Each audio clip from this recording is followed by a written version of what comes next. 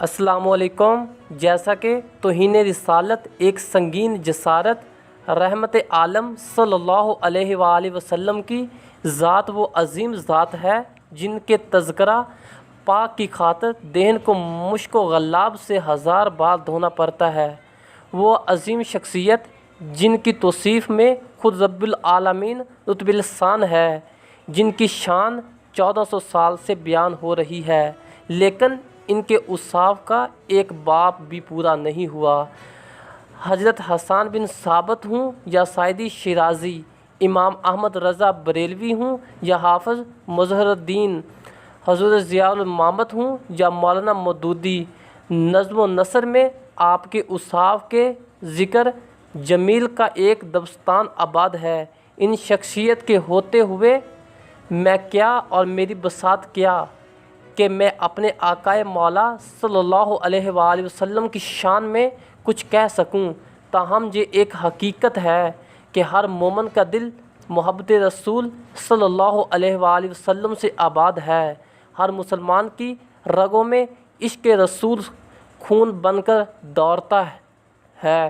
یہی وجہ ہے کہ آقائے دو عالم صلی اللہ علیہ وآلہ وسلم کی ذات ہمیشہ سے مسلمانوں کے لیے ایک حساس معاملہ رہا ہے۔ ہر مومن خود اپنے آقائے صلی اللہ علیہ وآلہ وسلم کی بارگاہ میں حاضر خیال کرتا ہے۔ آپ کے ذکر سے قلوب کو راحت ملتی ہے اور توصیف سے جان کو سکون ملتا ہے۔ اسلام میں دشمن طاقتور کو بھی مسلم دنیا کی حساسیت کا احساس ہے۔ یہی وجہ ہے کہ وہ بار بار مسلمانوں کو اذیت میں مبتلا کرنے کے لیے آقائے دو عالم صلی اللہ علیہ وآلہ وسلم کی ذات پر مختلف اوقات میں رقیق حملے کرتے رہتے ہیں۔ بعض اوقات یوں لگتا ہے کہ یہ سب کچھ کسی منظم مہم کے تحت کیا جا رہا ہے، تاہم اسلام کی 14 صدیوں کی تاریخ بتاتی ہے کہ مسلمانوں نے کبھی اس معاملے پر نہ تو کمزوری دکھائی ہے اور نہ ہی اپنے آقائے مولا صلی اللہ علیہ وآلہ وسلم کی شان پر کوئی سمجھوتا کیا۔ مسلمان غالب رہے ہوں یا مغلوب، آقائے دو عالم صلی اللہ علیہ وآلہ وسلم کے حوالے سے ان کا جذبہ ایک سا رہا ہے۔ اسپین میں جب مسلمانوں کا اقتدار عروج پر تھا، تب عیسائی پادریوں کی جانب سے آقائے دو عالم صلی اللہ علیہ وآلہ وسلم کی شان میں گستاخی کا ایک سلسلہ شروع کیا گیا، لیکن اس وقت کی حکومت اور علماء نے یکجاں ہو کر اس سازش کا مقابلہ کیا۔ برصغیر میں جب مسلمان غلامی کی زندگی بسر کر رہے تھے، تب انگریز سرکاری کی سرپرستی میں اسلامی عقائد اور رحمت العالم صلی اللہ علیہ وآلہ وسلم کی گستاخی کا سلسلہ شروع کیا گیا۔ تب بھی مسلمانوں نے انہیں ہر میدان میں شکست فاش دی۔ 1929 میں راجپال نامی گستاخ نے ایک دل آزار کتاب شائع کی۔ مسلمانوں نے پورے ہندوستان میں اس کے خلاف رد عمل ظاہر کیا اور اس کا اختتام غازی علم الدین شہید کے ہاتھوں راجپال کے قتل کی صورت میں سامنے آیا۔ 17 مئی 2022 کو بھارت میں ایک ٹی وی شو کے دوران بھارت کی حکمران جماعت بھارتیہ جنتا پارٹی کی ترجمان نورپور شرما نے آقائے دو عالم صلی اللہ علیہ وآلہ وسلم کی شان میں گستاخانہ جملہ بولے۔ اس کے خلاف بھارتی مسلمانوں نے اندراج مقدمہ کی درخواست دی، لیکن اس پر عمل نہ ہوا اور پھر پورے ہندوستان میں اس گستاخی کے خلاف احتجاج شروع ہو گیا۔ اس احتجاج کے دوران کئی مسلمان شہید ہوئے۔ دیکھتے ہی دیکھتے پوری مسلم دنیا نے اس کا نوٹس لیا۔ سعودی عرب، قطر، متحدہ عرب امارات، عمان، انڈونیشیا، عراق، اردن، لیبیا، کویت، قطر، بحرین، مالدیپ، افغانستان اور پاکستان سمیت OIC نے بھی شدید رد عمل دیا، جہاں تک کہ اقوام متحدہ کے سیکرٹری جنرل نے بھی اپنے ایک بیان میں تمام مذاہب کے احترام پر زور دیا۔ فاسٹ مودی نے گجرات میں مسلمانوں کا بہمانہ قتل عام کرایا۔ ٹرین میں مسلمانوں کو جلا کر راکھ کر دیا گیا۔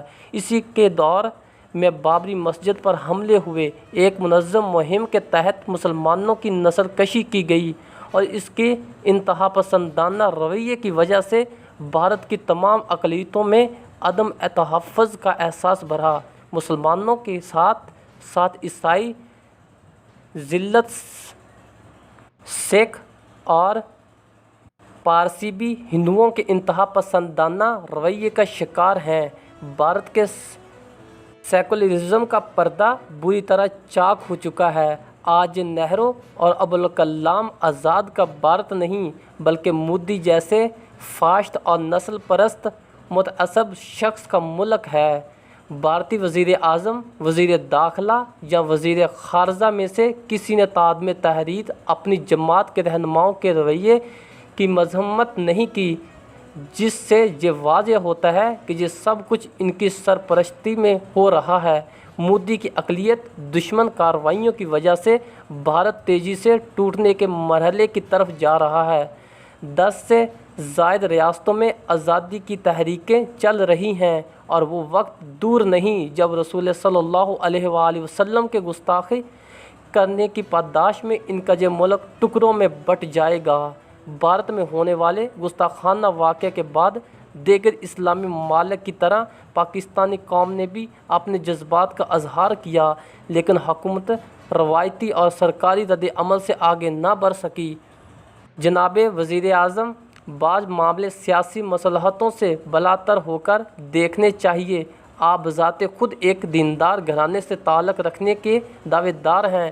آپ کو یاد ہوگا کہ جب آپ پر برا وقت آیا تھا تو اسی بارگاہ میں آپ کو پہلی پناہ نصیب ہوئی تھی۔ آج اسی بارگاہ سے وفا کرنے کا وقت ہے۔ دفتر خارجہ میں سفیر کو طلب کرنا بھی مناسب، پارلیمنٹ میں چند گھنٹوں کے لیے اس معاملے پر بحث کرنا بھی درست، لیکن اپنے دل پر ہاتھ رکھ کر بتائیے، کیا یہ اقدامات کافی ہیں؟ آپ تمام اسلامی ممالک کے سربراہوں سے رابطہ کر کے اس معاملے پر اجتماعی موقف اپنانے کی کوشش کریں۔ اقوام متحدہ کے فورم پر مؤثر آواز بلند کریں۔ سابقہ وزیر اعظم عمران خان نے اقوام متحدہ کے پلیٹ فارم پر جس مؤثر انداز میں نبی رحمت صلی اللہ علیہ وآلہ وسلم کی شان بیان کر کے امت مسلمہ کے جذبات کی ترجمانی کی تھی، آج اسی مؤثر آواز کی ضرورت ہے۔ سیاسی مصلحتیں چھوڑیے اور وہ کردار ادا کیجیے جس قوم آپ سے تقاضا کر رہی ہے۔ ناموس رسالت صلی اللہ علیہ وآلہ وسلم کے معاملے پر کوئی کوتاہی ہوئی تو یہ قوم آپ کو معاف نہیں کرے گی، اور پھر آخرت کا معاملہ بھی تو ہے، وہاں کیا جواب دیں گے؟